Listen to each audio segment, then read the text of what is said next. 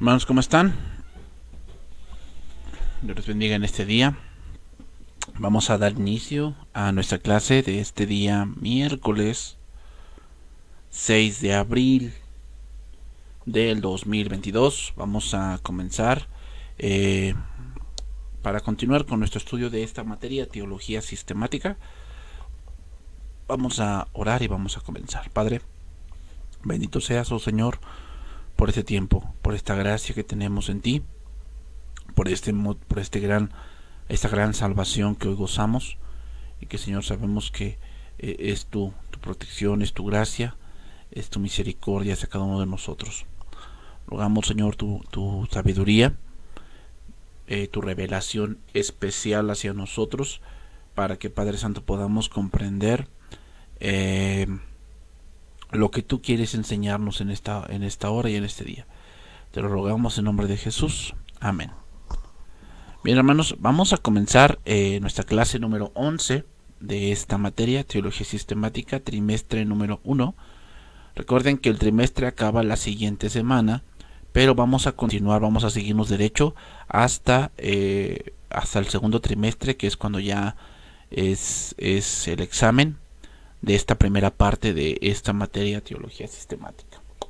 Bien, entonces voy a continuar. Estamos en el punto de la teología propia, es decir, estamos estudiando de Dios, estamos estudiando esta parte en donde Dios se ha revelado a nosotros, y esa parte de revelación, pues obviamente tiende a que nosotros entendamos quién es Dios, parte del carácter de Dios,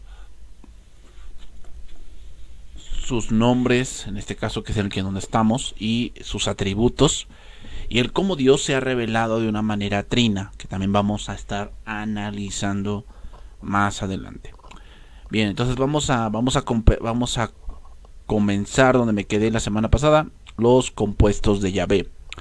Recordemos que la semana pasada tocamos un poco lo que era el tetragramatrón, donde es un nombre impronunciable y que se mezcló con la palabra Adonai, y de ahí surgió Yahvé o Jehová, ¿no? De esa combinación del tetragramatrón y Adonai, ¿ok? Entonces, a través de las escrituras, vamos viendo diferentes nombres que Dios o él mismo se ha ido ganando, vamos a ponerlo así, ¿ok? Es una manera de decirlo. Se ha ido ganando. ¿Por qué? Por las obras que él ha hecho, por diferentes maravillas que él ha permitido, o más bien él ha realizado. ¿Ok? Entonces vamos a analizar algunos de estos nombres que se encuentran en las escrituras. ¿Ok?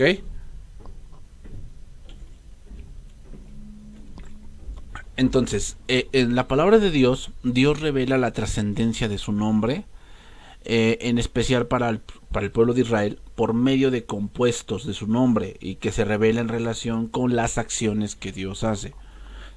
Okay, entonces la primera que vamos a ver es Jehová Shabaón, que es un compuesto de Yahvé, Jehová Shabaón, y lo vemos aquí, Salmo 24:10, que dice ahí, ¿quién es este rey de gloria?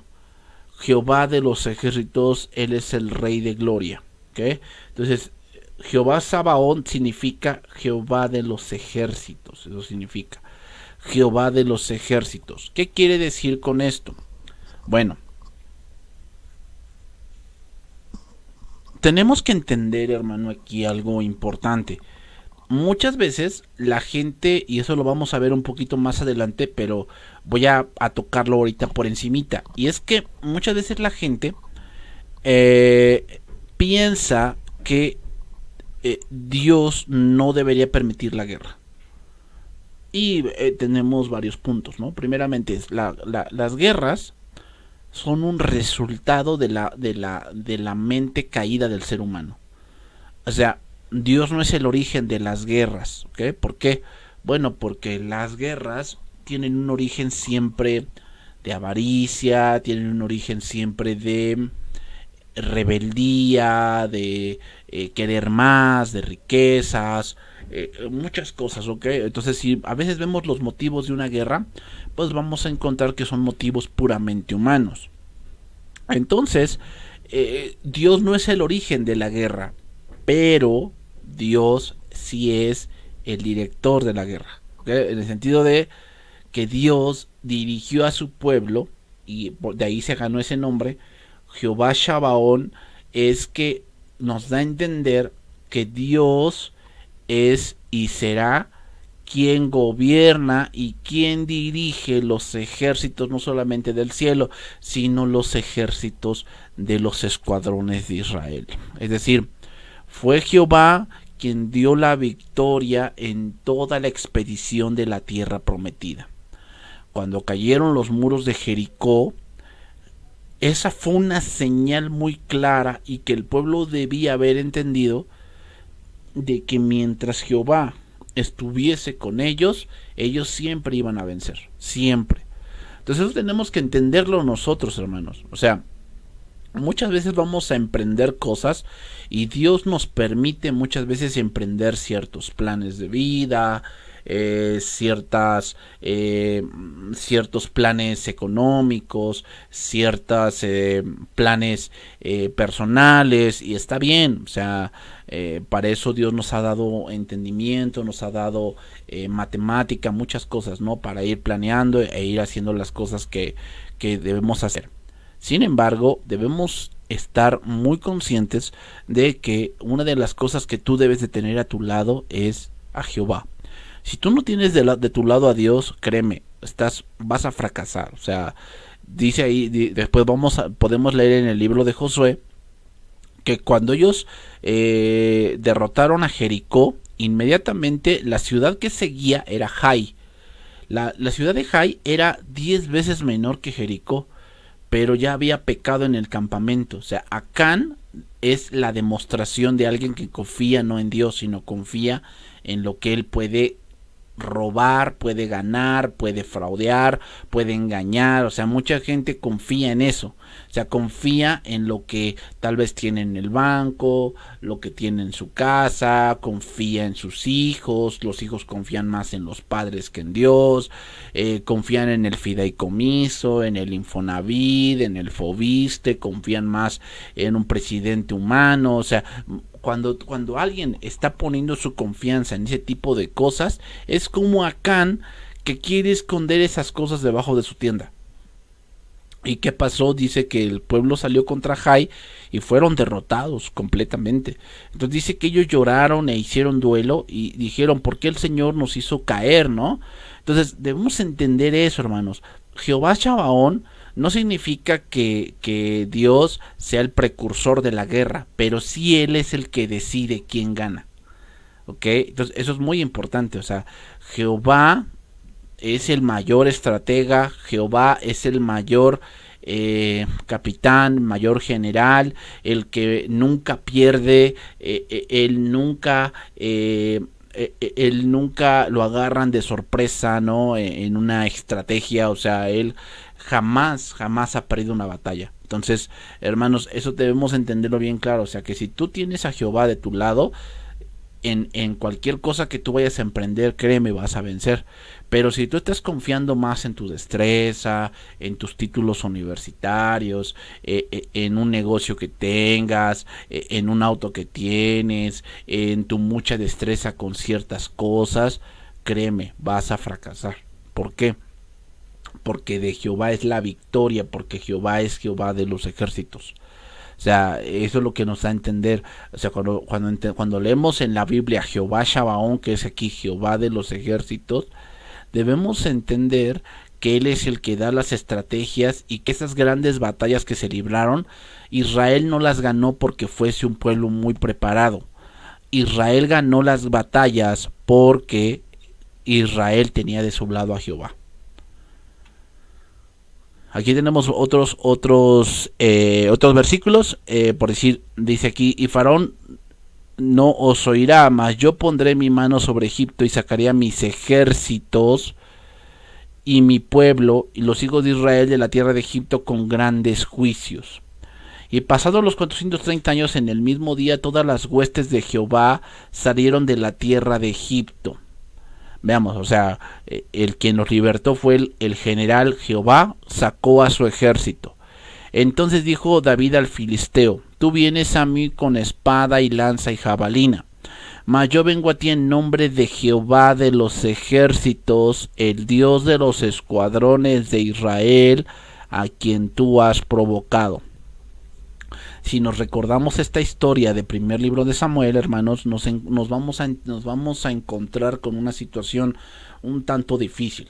¿Por qué? Bueno, porque los filisteos en ese tiempo dominaban a Israel, y el motivo de eso era que Israel venía de una transición de jueces a reyes donde cada uno hacía lo que bien le parecía. Entonces debemos entender esta parte, hermanos, que Dios ha dictado el cómo debemos vivir. O sea, no es según lo que tú creas, no es según lo que tú a ti bien te parezca. No, Dios ya ha indicado cómo. Y vivir como bien me parezca es vivir en desorden y es vivir lejos de Dios. Por lo tanto, los filisteos te van a dominar. Por eso aquí David era uno en 1,000,000 que sí confiaba en Dios, y ves que dice: yo vengo a ti en el nombre de Jehová. O sea, mira, jamás le dice: yo, sabes qué, filisteo, yo te voy a matar porque yo soy bien diestro en la onda.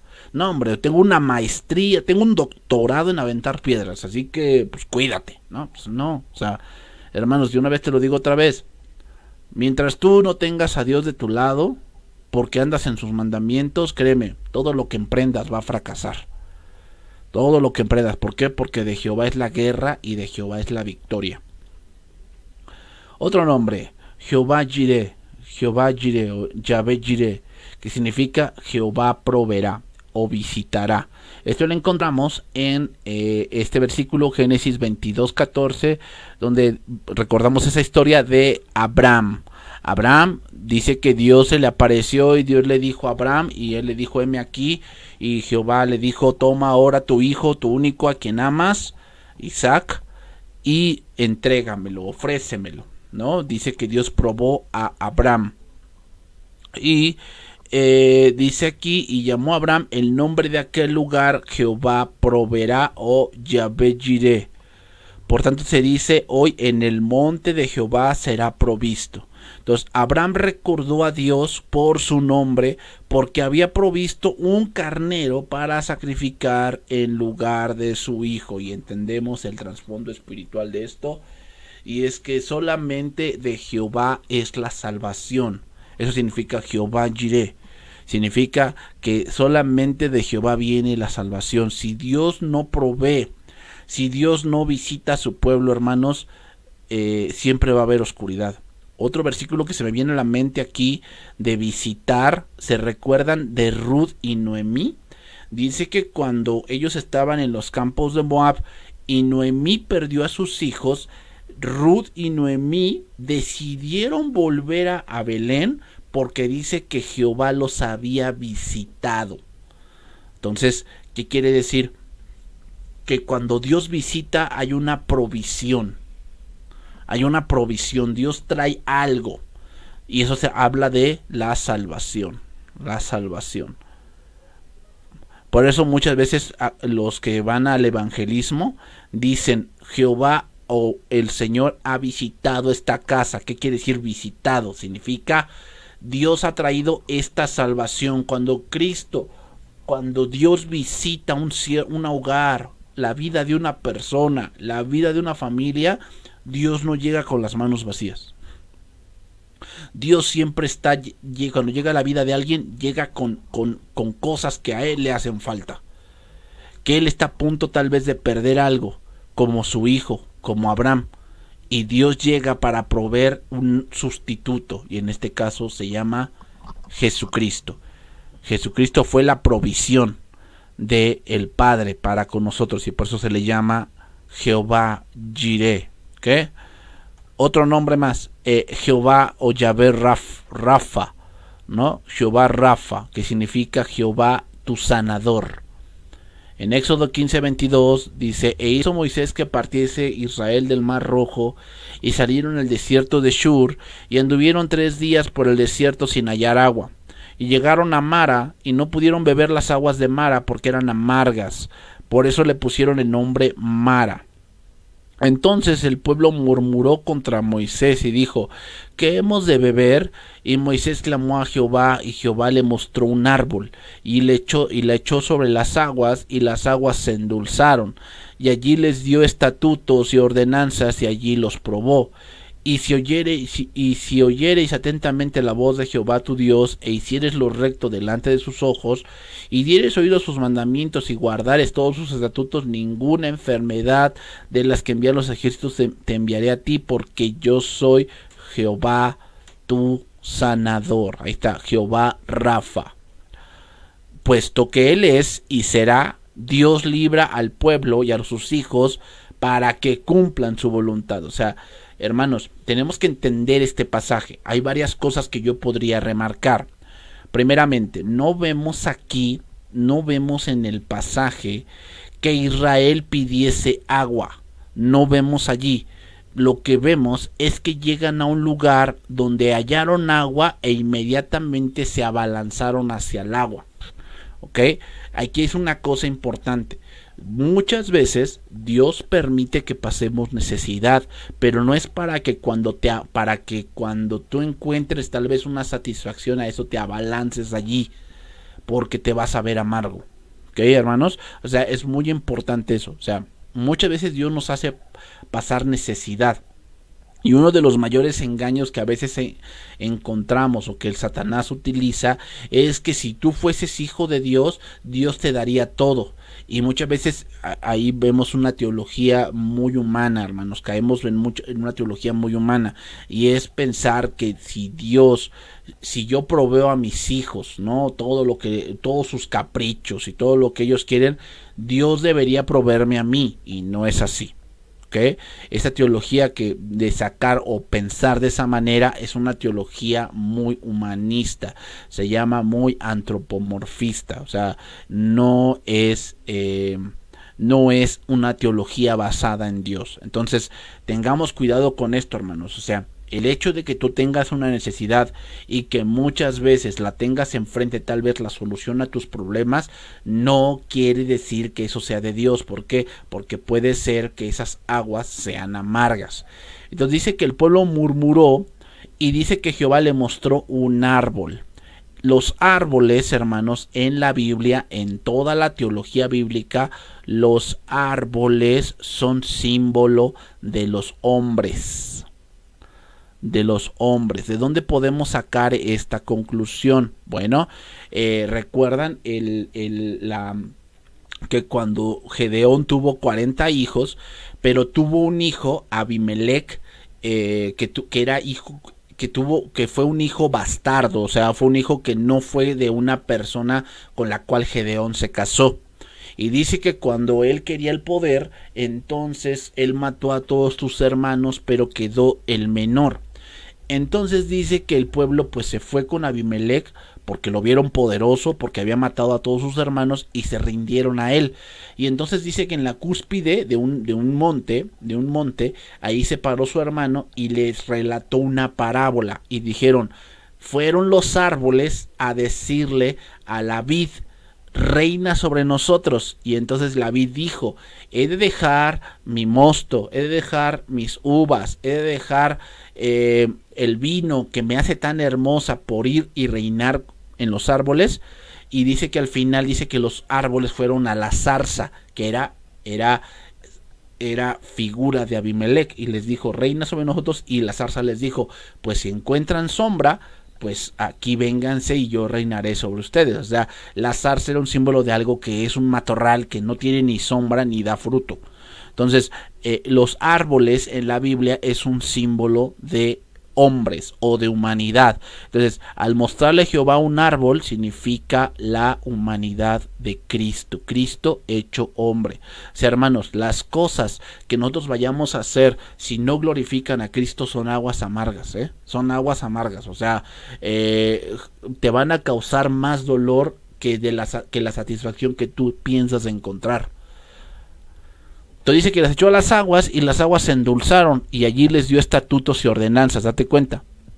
¿Qué dijo Cristo? El que me ama, mi palabra guardará, y mi Padre le amará, y vendremos a él y haremos morada con él, ¿no? Juan capítulo 15. Entonces, dice aquí, y si oyeres atentamente la voz de Jehová tu Dios, e hicieres lo recto delante de sus ojos, vendrá la sanidad, Jehová tu sanador. No está diciendo, hermanos, fíjate, no está diciendo que nunca se va a enfermar, no está diciendo eso, léanlo bien. No está diciendo esto, está diciendo, dice, no te enviaré ninguna enfermedad de las que envié a los egipcios. ¿Cuál fue la razón por las cuales los egipcios pasaron lo que pasaron de las 10 plagas? La razón fue su orgullo, su duro corazón. Entonces, ¿qué es tener un duro corazón? Es que Dios me está hablando y me está diciendo que yo debo de hacer algo, que yo en mi servicio debo de cumplir con ciertas cosas que Dios me está mandando y yo me resisto. Es que tú tienes un corazón endurecido. Tú eres como Faraón, que se resiste a lo que Dios le está diciendo que debe de hacer. Se está resistiendo. Entonces, ¿qué pasa? Ahí va a venir plaga tras plaga hasta que tú te doblegues.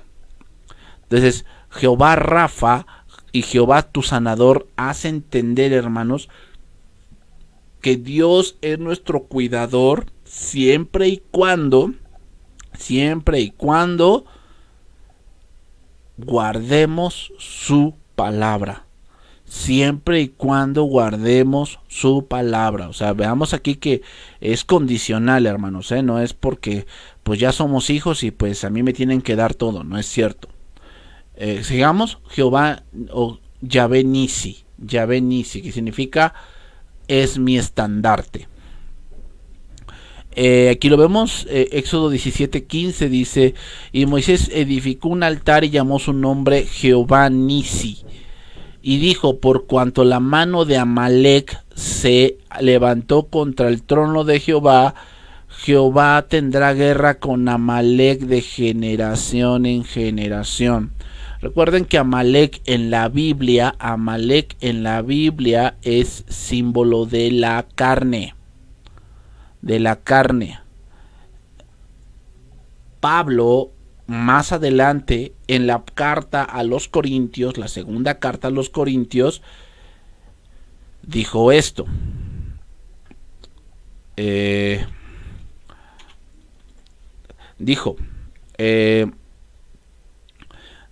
Dice, tal confianza tenemos, capítulo 3, no que seamos competentes por nosotros mismos para pensar algo como de nosotros mismos, sino que nuestra competencia proviene de Dios, el cual asimismo nos hizo ministros competentes de un nuevo pacto, no de la letra, sino del espíritu, porque la letra mata, mas el espíritu vivifica. Ahora vamos a ir, yo voy a leer más adelante, 2 Corintios capítulo número 10. 2 Corintios capítulo 10. Estoy hablando de Jehová nuestro estandarte. Dice, yo Pablo, estoy 2 Corintios capítulo 10. Yo Pablo os ruego por la mansedumbre y ternura de Cristo, yo que estando presente ciertamente soy humilde entre vosotros, mas ausente soy osado. Ruego pues que cuando esté presente no tenga que usar de aquella osadía con que estoy dispuesto a proceder resueltamente contra algunos que nos tienen como si anduviésemos según la carne. Pues aunque andamos en la carne, no militamos según la carne. Aquí hay dos palabras importantes que Pablo pone aquí en este versículo. Andar y militar. ¿En qué se diferencian estas dos? Bueno, andar significa vivir lo natural. ¿Qué quiere decir lo natural? Significa que pues obviamente cuando vivimos pues tenemos que comer, tenemos que dormir, tenemos que a veces sentarnos, a veces pararnos, caminar, saltar, correr, mirar, observar, discernir, aprender, memorizar. Son cosas que son naturales, o sea que nosotros hacemos y que se hacen en la carne. pero militar significa actuar según. Actuar según. ¿Ok? O sea, una cosa es que estemos... en la parte obviamente humana, viviendo, o sea que somos seres humanos y tenemos que vivir en la carne, y otra muy distinta es que la carne sea mi modus vivendi, ¿okay? Es muy distinto. Dice ahí versículo número 4, 2 Corintios capítulo 10, dice: porque las armas de nuestra milicia no son carnales, sino poderosas en Dios para la destrucción de fortalezas, derribando argumentos y toda altivez que se levanta contra el conocimiento de Dios, y llevando cautivo todo pensamiento a la obediencia a Cristo, y estando prontos para castigar toda desobediencia cuando vuestra obediencia sea perfecta. Miráis las cosas, dice ahí, según la apariencia. Si alguno está persuadido a sí mismo de que es de Cristo, esto también piense por sí mismo, que como Él es de Cristo, así también nosotros somos de Cristo. Entonces, hermanos, Jehová Jireh o Jehová Nisi, en este caso que Jehová es mi estandarte, es que tiene que ver con vivir como Dios me ha indicado. Amalek tenía una manera, y lo que hizo Amalek fue atacar al pueblo de Dios por la parte más débil. Recuerden que primero iba el arca, y del todo el campamento iban los ejércitos de Israel, iban los jóvenes después, en toda esa formación que iban, y hasta atrás, hasta la parte de hasta atrás de todo el pueblo, iban los ancianos, iban las mujeres en parto, y, o sea, embarazadas, iban ¿cómo se llama? La gente que tenía capacidades diferentes, o sea, hasta atrás iban los más débiles, ¿ok? Y fue allí donde Amalek atacó.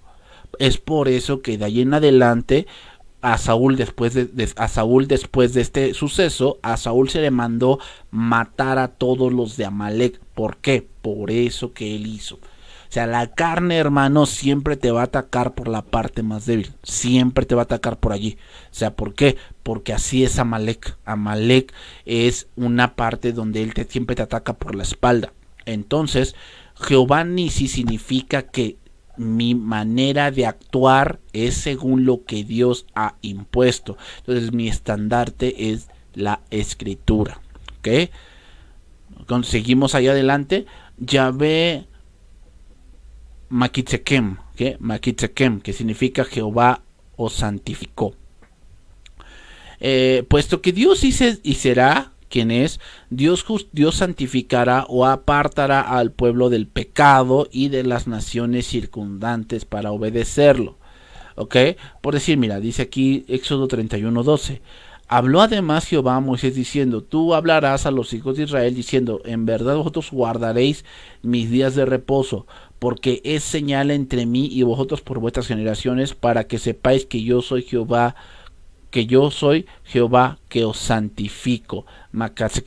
Makitzekem, ¿qué? Entonces, hermanos, el día de reposo también tenía otro propósito. Obviamente, la parte que Dios cuida, que es la parte del descanso humano. Pero, hermanos, otra cosa, otro punto que tenía el día de reposo era que el pueblo sea distinto de los cananeos. Eso significa santificar. Santificar significa apartar, ser distinto. Entonces, hermanos, una persona que está pensando que toda la vida es trabajo se comporta como un cananeo. O sea, hermanos, no estoy diciendo que no se trabaje, pero Dios siempre ha dicho que nosotros debemos de tener un tiempo para Dios. O sea, no estoy diciendo que hay que guardar el día de reposo, no estoy diciendo eso. Lo que estoy diciendo es que nuestra vida, ¿por qué se caracteriza? Porque siempre te la pasas en la fábrica, porque siempre te la pasas trabajando y nunca tienes descanso. Pues creo que eso no es lo correcto. O sea, te pareces tanto a los cananeos. Tenemos que ser distintos, tenemos que entender que Dios nos ha santificado.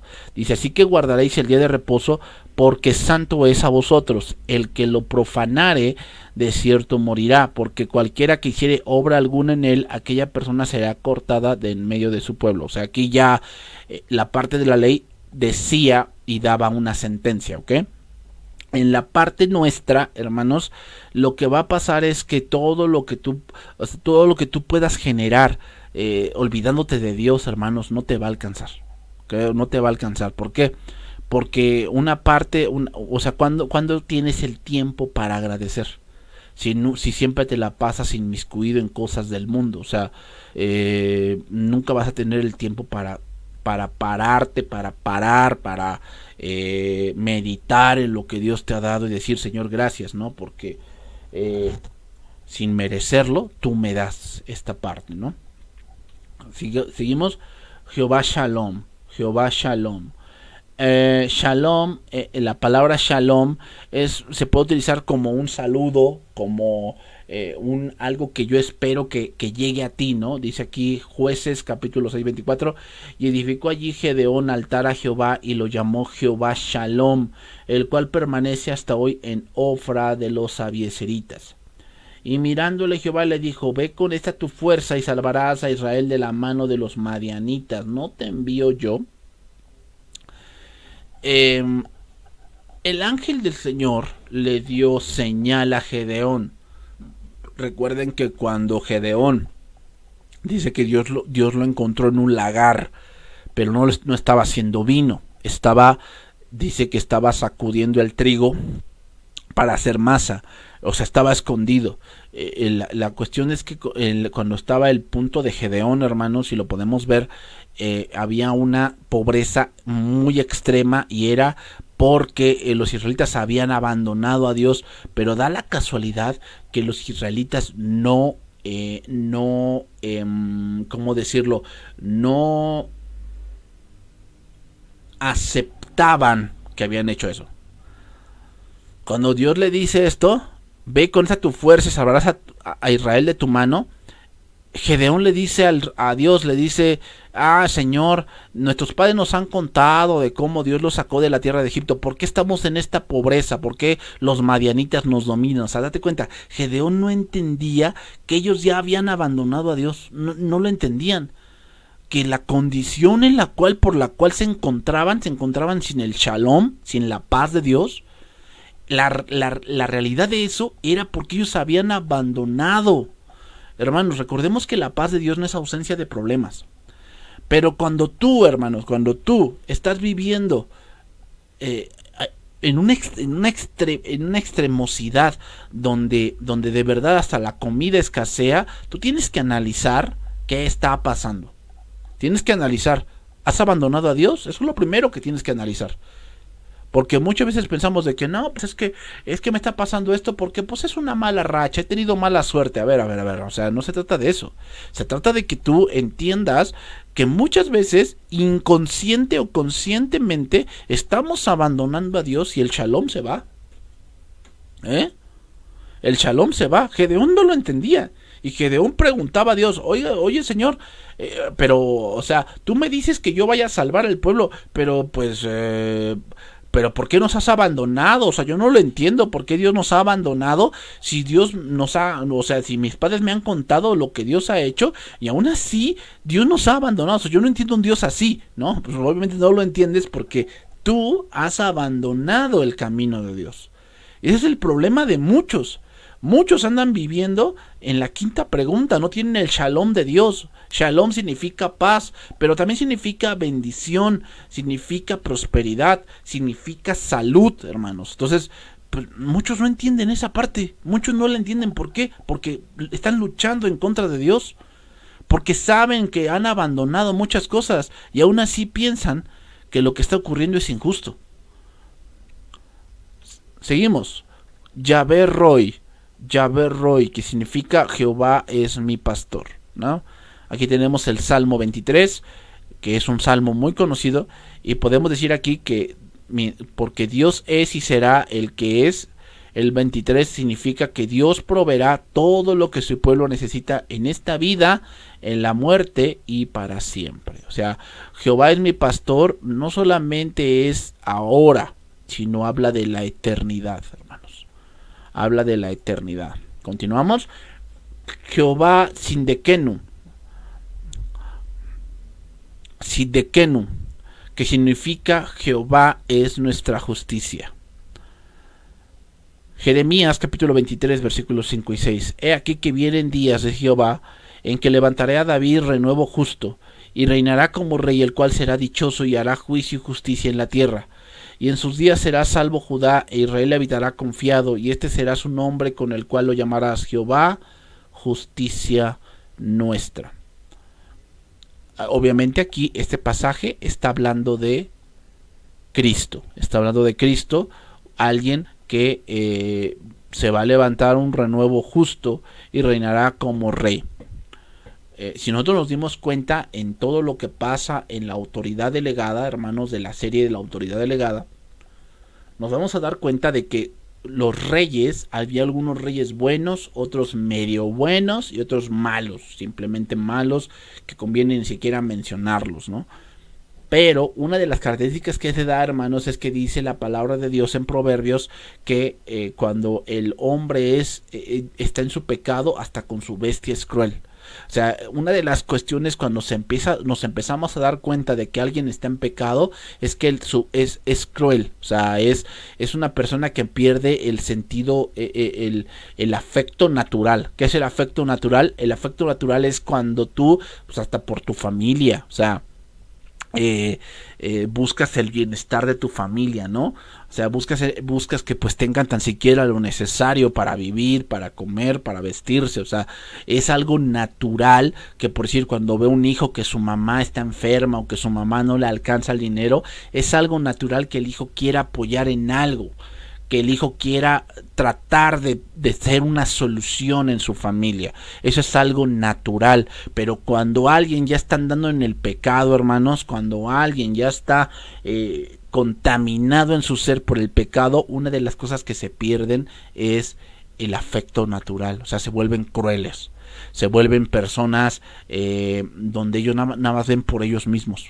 Nada más ven por ellos mismos, se vuelven personas que nada más piensan en lo que ellos anhelan, pero no se ponen a pensar en cuántos pisotean por llegar a ese objetivo. Entonces, hermanos, otra de las cosas que se pierde es la justicia. ¿Okay? Justicia es en un concepto bien puesto, es darle a cada quien lo que merece. Eso es justo. No es lo que necesita, sino lo que merece. Eso es lo justo. ¿Ok? Entonces, en este caso, habla de que una de las cosas que va a caracterizar el reinado de Cristo es una justicia que jamás se ha visto. ¿Por qué jamás se ha visto? Bueno, porque la justicia del hombre tiene que ver con las acciones. Con las acciones. Es por eso que dicen que la justicia del hombre es ciega. ¿Por qué? Pues porque él no estuvo allí. Pero la justicia de Dios tiene que ver con las intenciones. Y eso es algo más profundo. Porque tal vez las acciones, ustedes ven, ¿no? Gente que a lo mejor hizo algo, mató a alguien y puede limpiar la escena del crimen, ¿no? Y entonces llegan los peritos o llegan los investigadores y ya no encuentran ninguna prueba contra alguna persona que cometió un delito en ese lugar, ¿no? Porque hizo una limpieza profunda, porque se llevó el cadáver, porque limpió con cierta agua, ¿no? Quemó el lugar, cosas así. Entonces las acciones no se pueden encontrar, ¿no? en ese punto, pero para Dios o para el reinado de Cristo, pues eso no va a existir. ¿Por qué? Porque aunque hayas limpiado la escena del crimen, el Señor sabe tu intención y sabe lo que hiciste, a pesar de que tal vez pues tú digas, bueno, yo limpié la escena del crimen, ¿no? Seguimos. Yahvé Samá, que significa Jehová el que está ahí, ¿no? Dice Ezequiel 48:35, en derredor tendrá 18,000 cañas, y el nombre de la ciudad de aquel día será Jehová Shammah, que significa el que está ahí. Recuerden que el templo o el lugar del templo es un lugar donde Jehová prometió poner allí su presencia, el único lugar. ¿Ok? Ahora ya Dios no habita en templos hechos de mano, sino habita en nuestros corazones. ¿Ok? Vamos a pasar a otro punto, él y sus compuestos. La palabra él, con acento, él, es cuando vemos eso en la palabra de Dios, esta palabra él hace referencia a Dios. ¿Okay? Entonces, como nombres hebreos, del único Dios verdadero, él o Elohá o Elohim, señalan a Dios como el poder, fuerza y potencia supremos. ¿Okay? Por decir, aquí vemos, ¿no? El Elohá, Elohim. ¿Okay? Son cosas que vamos a estar encontrando en el hebreo. Génesis 31:13. Yo soy el Dios de Betel, donde tú ungiste la piedra y donde me hiciste un voto. Levántate ahora y sal de esta tierra y vuélvete a la tierra de tu nacimiento. Yo soy el Dios de Betel. ¿A quién está hablando aquí? A Jacob. Recuerden que Jacob tuvo un sueño de una escalera y la tuvo en Betel. ¿Cuál fue el voto que hizo? El voto que hizo fue que si Jehová lo llevara y lo regresara hacia este lugar, él será su Dios y le daría los diezmos. ¿Okay? Eso fue lo que hizo voto Jacob. Salmo 68:20. Dios, nuestro Dios, ha de salvarnos, y de Jehová el Señor es el librar de la muerte. ¿Okay? Entonces, otro modificador se le llama, por ejemplo, el Dios de tu Padre. Eso significa el Dios de tu Padre. ¿Okay? Y tenemos varios modificadores. ¿Okay? Varios modificadores, por decir, Dios de mi alegría y de mi gozo, el Dios de los cielos, Dios fiel, Dios eterno, Dios viviente. O sea, hermanos, al ver todos estos nombres, a lo que queremos llegar, hermanos, en esta parte de la teología propia, queremos llegar a un punto donde entendamos cómo Dios es. Dios es fiel, Dios es eterno, Dios viviente, Dios de los cielos. Entonces Dios se caracteriza por su fuerza y poder supremos como tal, y es vivo, eterno, fiel, y por ello imparte alegría a quienes confían en él. ¿Okay? Entonces, por decir, en este pasaje, Génesis 1:1, en el principio creó Dios los cielos y la tierra. Aquí la palabra Dios es la palabra Elohim, que significa, fíjate, dice aquí dioses en el sentido ordinario, pero específicamente que se usa en plural, el Dios supremo. Ocasionalmente se aplica como forma deferente o de magistrados, o algunas veces como superlativo, ya sea ángeles, dioses, extremo, grande, juez, poderoso. El nombre Elohim que vemos aquí, es un plural de la raíz que aparece de Eloi, Eloh o Elohá, y hace referencia al único Dios verdadero. La palabra Elohim aparece unas 2000 veces en la Biblia. Entonces es probablemente un plural de intensidad, lo cual indicaría que el poder de Dios es tan inmenso que le es apropiado el uso de un nombre plural. Cuando dice aquí creó, la palabra crear significa hacer de la nada. Solamente Dios puede hacer. Entonces, nada más el nombre Elohim, que es un plural de alguien que está haciendo algo, pero en extremo, en este caso el universo, solamente Elohim se le aplicaría a Dios. Solamente. Este es el nombre que aparece desde el principio de la revelación bíblica, que lo vemos aquí. Podemos citar otro versículo. Dice, de 2 en 2 entrarán con Noé en el arca, macho y hembra, como mandó Dios a Noé. Génesis 7:9. Entonces, ¿qué quiere decir? Que Dios manda, y en ese mandar hay un extremo de poder. ¿Okay? Entonces, puesto que en la forma plural Elohim se utiliza en relación con un ser singular, la pluralidad debe aludir a múltiples seres. Esta forma plural no demuestra que Dios sea trino, pero es sin duda compatible con la revelación bíblica posterior de la Trinidad de Dios, que después vamos a ir viendo. Ahora, también estos nombres tienen compuestos, por decir, compuestos de El y Elohim. El nombre Shaddai, que es un nombre ya más conocido por nosotros, que significa el Todopoderoso. Ahora, los eruditos han debatido cuál es la raíz lingüística de Shaddai. Algunos de ellos sostienen que esta palabra procede de la raíz hebrea Shada, que significa suficiencia. Pero los argumentos más sólidos indican que este término procede de la raíz Shaddad, que alude al poder de Dios, y de ahí significa el Todopoderoso. Eso significa Shaddai, todopoderoso. Satanás es poderoso, pero Dios es todopoderoso. ¿Qué quiere decir? Que Él no hay nada que sea difícil. No hay nada que sea difícil para Dios. Nada. Aquí lo vemos, ¿no? Era Abraham de edad de 99 años cuando le apareció Jehová y le dijo: yo soy el Dios todopoderoso. Yo soy el Dios todopoderoso. Aquí vemos el Él, y otro compuesto es todopoderoso. Yo soy el Shaddai. Ahora quiero que vean cómo Dios revela eso de su persona al hombre. No es que Abraham lo descubrió. No. No fue que Abraham lo descubrió, sino más bien Dios se reveló a Abraham como el Todopoderoso. ¿Y cómo se demuestra que Dios es todopoderoso? Vean la edad de Abraham. Vean la edad de Abraham. Y a esa edad tuvo un hijo.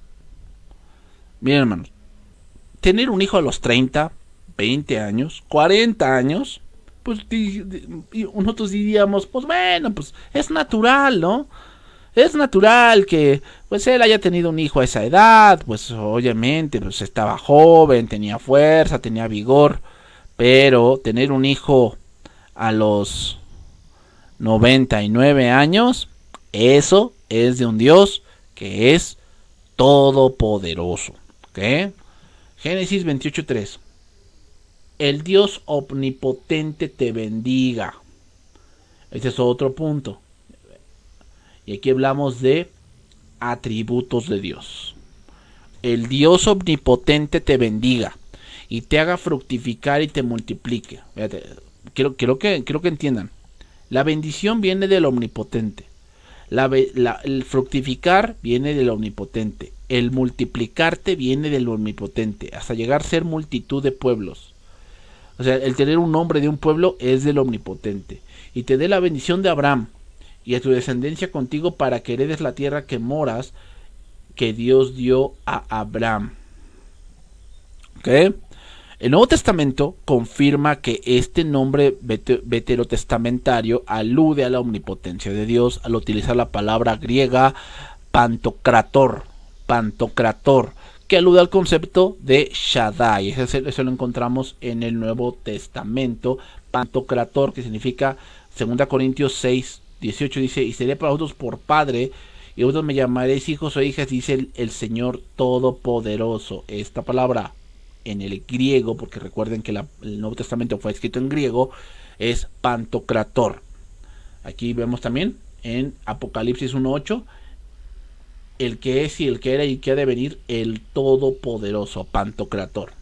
Otro nombre, el Elión, traducido como el Altísimo. Aquí lo vemos. Entonces Melquisedec, rey de Salem y sacerdote del Dios Altísimo. Este título se refiere a la suprema soberanía de Dios. No significa que no, bueno, es que Dios sí mide como 5 metros, entonces Él es el más alto. No se refiere a alto de altura, ¿okay? De centímetros, de metros. No se refiere a eso. Se refiere a que Él es el que gobierna sobre todo. Significa el Dios Altísimo. Aquí lo hemos dicho: bendito sea el Dios Altísimo. ¿Cuál es el contexto de ese pasaje? Abraham viene de una guerra, ¿no? Abraham viene de una guerra. Y Dios, que de Dios es la guerra y la victoria, dio la victoria a Abraham. Dio la victoria a Abraham. Pero en este punto se hace ver que Dios dio la victoria a Abraham porque Él comanda todo. Entonces ¿fue Dios quien decidió quién ganó la Segunda Guerra Mundial? Sí, porque Él es el Dios Altísimo. Y fue Dios quien dijo que se encontrara tal cura de tal enfermedad. Sí, porque Él es el Dios Altísimo. ¿Ok? Todo está hecho por medio de Él y para Él. Respondió a hablar el rey de Sodoma: ha alzado mi mano a Jehová, Dios Altísimo, creador de los cielos y de la tierra. Eso significa el Elión. ¿Ok? Aquí vemos otro punto. Daniel capítulo 18 verso 21.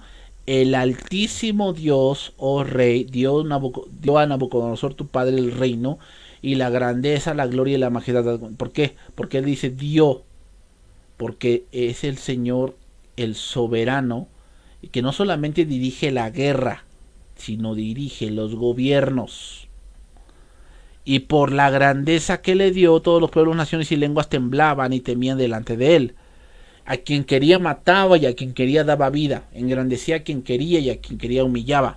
Mas cuando su corazón se ensoberbeció y su espíritu que se endureció en su orgullo, fue depuesto del trono de su reino y despojado de su gloria. Hermanos, una cosa aquí importante que entender, y es que el poder sin Dios te va a matar. O sea, todo hombre desea poder, pero el hombre sin Dios no sabe tener poder. No sabe. ¿Por qué? Porque se empieza a poner una posición de que a quien quiero mato, y a quien quiero que viva, y a quien quiero engrandezco, y no se trata de eso. Se trata de que yo haga lo que Dios quiere, por lo cual Dios me ha puesto. ¿Ok? Pero todo tiene que ver con el Altísimo, el Elión. ¿Ok? El Elohei Olam, que significa el Dios eterno.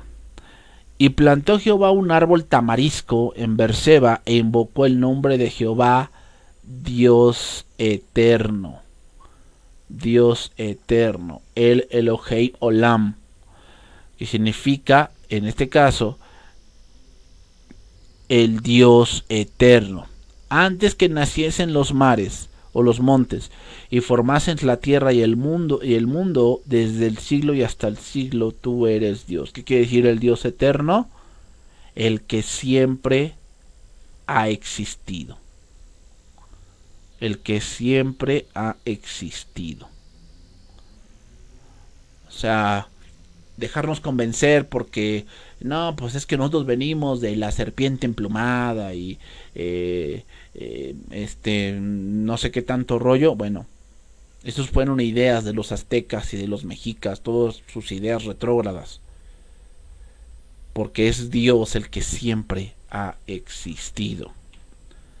El Elohim Yamin Yai, que significa, en este caso, el Dios vivo. Porque ¿qué es el hombre para que oigas la voz del Dios viviente que habla en medio del fuego, como nosotros lo oímos y aún viva? Quizás oirá Jehová tu Dios todas las palabras de Rabsacés, a quien el rey de los asirios su señor ha enviado para blasfemar al Dios viviente. Significa el Elohim Yavim Yai, que significa el Dios viviente. Dios viviente tiene que ver, hermanos, con que, como dice la palabra, los demás imágenes tienen ojos y no ven, tienen pies y no andan, tienen boca y no comen, tienen manos y no palpan, tienen ojos y no ven, tienen oídos y no escuchan. O sea, tiene que ver con eso. Nuestro Dios vive. O sea, nuestro Dios es real. ¿Ok? Eso significa. Y que él escucha todo lo que se habla contra él. Él escucha todo lo que de los que se burlan de él. Él lo escucha y ciertamente va a dar el pago. ¿Ok? Aquí hay más nombres, por decir el Adonai, que fue el que se puso en el tetragramatón, y con eso se completó, y que significa Adonai, significa Señor, o significa Señor. Sin embargo, en la mayoría de sus usos se dirige a alguien en cierto sentido superior, ¿ok? Reconocimiento general de superioridad. Aquí lo vemos, Génesis 24:18. Bebe, Señor mío, y se dio prisa a bajar su cántaro. Aquí vemos a Rebeca sobre su mano y le dio a beber. Ellos le respondieron: ¿por qué dice nuestro Señor tales cosas? Nunca tal hagamos tus siervos. Aquí está hablando de José. José y sus hermanos, cuando José les dice que son espías. Les dice: no, ustedes son espías, por eso han venido aquí a la tierra de Egipto. Pero José ya los había identificado sus hermanos, ¿no? Pero sus hermanos no lo habían identificado. Y aquí podemos ver otros usos de Adonai: amo, gobernador, propietario, padre, marido, rey, príncipe, capitán, dirigente, profeta. Que también se utiliza ahí Adonai. Otra palabra para ir terminando, la palabra shur, que es roca, o en el sentido del griego es Petra. Petra, ¿okay? Esa es la palabra griega que se utiliza para roca, o como una tierra, una roca gigante, Petra. Aquí lo vemos, Deuteronomio 32:4 dice: Él es la roca cuya obra es perfecta. Es decir, toda la obra que Dios hace se sustenta en Él mismo. Eso significa que Él es la roca. Por eso, hermanos, la salvación no se puede perder, porque no se sustenta en nosotros, se sustenta en Cristo, y Él es la roca. Por lo tanto, pues no se puede caer. 2 Samuel 22:3: Dios mío, fortaleza mía, en Él confiaré, mi escudo y el fuerte de mi salvación, mi alto refugio, Salvador mío, de violencia me libraste. Entonces, la palabra hebrea shur alude a un farallón o a una cantera, o sea, es decir, hablamos de una piedra muy fuerte. ¿Okay? Entonces, a veces la escritura utiliza una metáfora con tanta frecuencia o en términos tan definitorios que ésta se convierte en un nombre o tratamiento. O sea, la palabra roca la vamos a ver mucho en la Biblia haciendo referencia a Cristo. ¿Ok?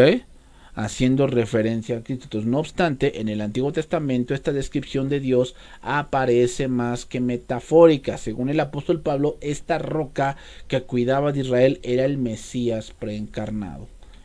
Eso lo vemos 1 Corintios capítulo 10.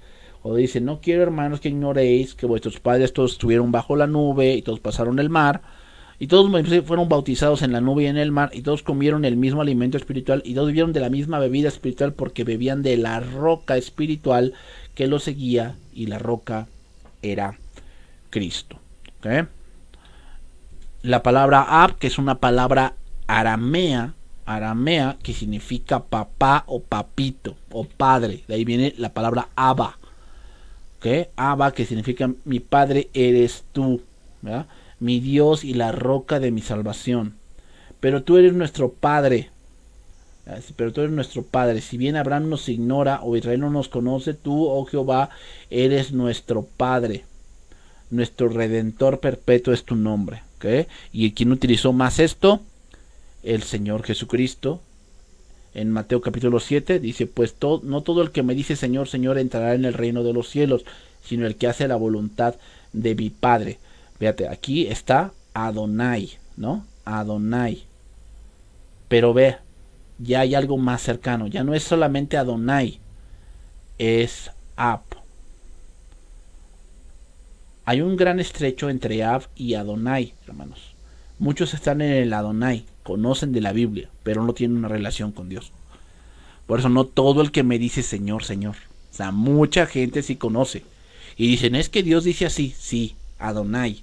Pero Dios no quiere el Adonai. Dios quiere el Ab, que es Padre. Sino el que hace la voluntad de mi Padre, que está en los cielos. ¿Ok? A cualquiera pues que me confiese delante de los hombres, yo también le confesaré delante de mi Padre, que está en los cielos. Y cualquiera que me niegue delante de los hombres, yo también le negaré delante de mi Padre, que está en los cielos. ¿Okay? En el Nuevo Testamento aplica el nombre Padre a la primera persona de la Trinidad, Cuando en el Antiguo Testamento describe a Dios como Padre, esa descripción hebrea debería considerarse como un nombre o título de Dios. ¿Ok? Bien, hermanos, aquí lo vamos a dejar. Vamos a pasar ahora a los atributos de Dios. Hay atributos comunicables y atributos incomunicables y los vamos a estar analizando la próxima semana, si Dios lo permite. ¿Ok, hermanos? Entonces, nos vemos el día de mañana para nuestra clase de una fe que impulsa. Y vamos a seguir estudiando la palabra de Dios, porque la palabra de Dios es infinita. Que Dios les bendiga, hermanos. Nos vemos el día de mañana. Bendiciones.